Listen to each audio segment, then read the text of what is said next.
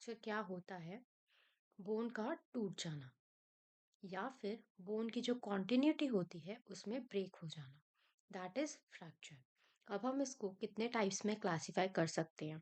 इसको 5 बेसिस पे क्लासिफाई कर सकते हैं। पहला, एटियोलॉजी के बेसिस पे। दूसरा, इसका रिलेशनशिप कैसा है एक्सटर्नल एनवायरनमेंट के साथ, उसके बेसिस पे। थर्ड इज कि डिस्प्लेसमेंट हुई है बोन की या नहीं हुई है, उसके बेसिस पे। फोर्थ इज कि जो हमारा फ्रैक्चर हुआ है उसमें कितनी तेज फोर्स लगा है, उसके बेसिस पे। एंड फिफ्थ इज बोन के टूटने पर उसने कैसा पैटर्न बनाया, which is our fifth basis. तो first is traumatic in etiology. Traumatic में क्या होता है कि किसी भी ट्रॉमा की वजह से हमारा जो फ्रैक्चर हुआ है, फॉर एग्जांपल एक्सीडेंट हो गया या फिर फॉल हो गया, कोई बंदा गिर गया उस वजह से हो गया। सेकंड होता है पैथोलॉजिकल फ्रैक्चर, दैट मीन्स किसी डिसीज की वजह से फ्रैक्चर होगा, विच कैन बी मेटास्टैसिस और ऑस्टियोपोरोसिस। मेटास्टैसिस क्या होता है? कैंसर। एंड ऑस्टियोपोरोसिस इज जब डेंसिटी कम हो जाती है हमारे बोन्स में कैल्शियम की, दैट इज ऑस्टियोपोरोसिस। और ये मोस्ट कॉमन कॉज रहता है पैथोलॉजिकल फ्रैक्चर का। सेकेंड इज कि एक्सटर्नल एनवायरनमेंट के साथ कैसा रिलेशनशिप है। तो first is close fracture, that means कि जो हमारी बोन है जिसमें फ्रैक्चर हुआ है वो एक्सटर्नल एनवायरनमेंट के साथ कम्युनिकेट नहीं करेगी। मतलब जो उसके ऊपर की स्किन है, जो उसके ऊपर की मसल्स हैं, जो उसके ऊपर की सॉफ्ट टिश्यू है, वो सब इंटैक्ट रहेंगे। नेक्स्ट आता है हमारे पास ओपन फ्रैक्चर। तो ओपन फ्रैक्चर में क्या हो रहा है कि वो कम्युनिकेट कर रहा है एक्सटर्नल एनवायरनमेंट के साथ। मतलब जो बोन के ऊपर की फ्रैक्चर हुई हुई बोन के ऊपर की स्किन है, सॉफ्ट टिश्यू है, वो टूट गए हैं। थर्ड होता है हमारा डिस्प्लेसमेंट। इसमें क्या है, अनडिस्प्लेस्ड भी हो सकती है हमारी बोन और डिस्प्लेस्ड भी हो सकती है। अनडिस्प्लेस्ड में हमें कोई सिग्निफिकेंट डिस्प्लेसमेंट देखने को नहीं मिल रही है, और डिस्प्लेस्ड में बोन अपनी जगह से डिस्प्लेस हो जाती है। यूजुअली हम बात करते हैं कि जो डिस्टल सेगमेंट है हमारे बोन का, वो डिस्प्लेस हो गया है प्रॉक्सिमल सेगमेंट के रिलेशनशिप में।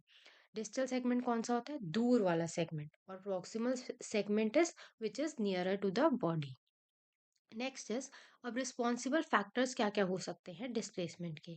तो क्या क्या रिस्पॉन्सिबल फैक्टर्स हो सकते हैं? पहला इज फोर्स, जिस फोर्स से फ्रैक्चर हुआ है उसकी वजह से डिस्प्लेसमेंट होएगी। सेकेंड इज मसल पुल। अब मसल अटैच होती है बोन से, तो जो मसल है अगर वो पुल कर रही है बोन के पार्ट को, तो उससे हो सकता है डिस्प्लेसमेंट फ्रैक्चर, या फिर ग्रेविटी की वजह से हो सकता है। अब 3 फॉर्म में हो सकती है डिस्प्लेसमेंट। या तो जो हमारी बोन है वो शिफ्ट हो जाएगी, या जो हमारी बोन है वो किसी एंगल पे शिफ्ट होगी, डिस्प्लेस होगी, या थर्ड है कि जो फ्रैक्चर्ड बोन है वो रोटेट हो गई। Okay. Next is fourth which is quantum of force. इसमें दो टाइप की इंजरी हो सकते हैं, एक है high velocity injury and second is low velocity injury. High velocity injury क्या है? बहुत ज़्यादा फोर्स से इंजरी हुई, बहुत ज़्यादा ट्रॉमा हो गया, जैसा हमें रोड ट्रैफिक एक्सीडेंट में देखने को मिलता है। And next is low velocity injury, इसमें कम फोर्स लगा, सॉफ्ट टिश्यू पे भी कम इंजरी हुई। नेक्स्ट है हमारा पैटर्न के बेसिस पे, जो सबसे इम्पोर्टेंट है।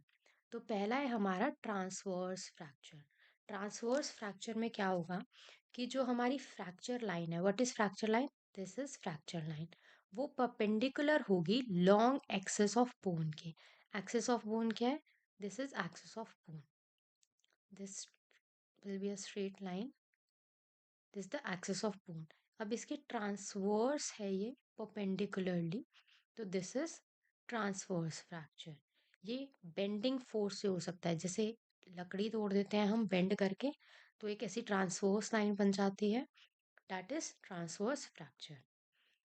Next is oblique fracture. अब इसमें क्या है, जो हमारी फ्रैक्चर की लाइन है वो ओब्लीक है, टेढ़ी है, see, this is the fracture line. ये भी बेंडिंग फोर्स की वजह से हो सकती है। नेक्स्ट है स्पाइरल फ्रैक्चर। स्पाइरल फ्रैक्चर में क्या होगा कि स्पाइरल की तरह आपको दिखेगा, और ये डिफरेंट प्लेन्स में होगा, सिर्फ एक प्लेन तक लिमिटेड नहीं है, जैसे जो ऊपर वाले थे फर्स्ट हमारा ट्रांसवर्स प्लेन में था, लेकिन जो स्पाइरल फ्रैक्चर है वो डिफरेंट प्लेन्स में होगा। और ये किस वजह से होता है? ये ट्विस्टिंग फोर्स की वजह से होता है।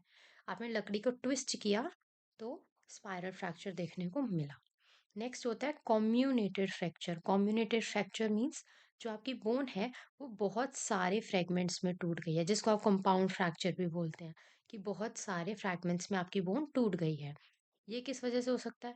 क्रशिंग फोर्स लगी या फिर बहुत तेज कंप्रेशन हो गया बोन का। Okay, next is last type which is segmental fracture. Segmental fracture means एक ही बोन में आपको दो तीन फ्रैक्चर्स देखने को मिल रहे हैं डिफरेंट लेवल्स पे। ओके, तो कम्युनेटेड और सेगमेंटल में कंफ्यूज नहीं होना है। सेगमेंटल इज हम डिफरेंट लेवल्स पे देख रहे हैं, एक इस लेवल पे हो गया, एक इस लेवल पे हो गया, एंड कम्युनेटेड मतलब कि बहुत सारे फ्रेगमेंट्स बन गए हैं, जैसे कि यहाँ पे देख सकते हैं।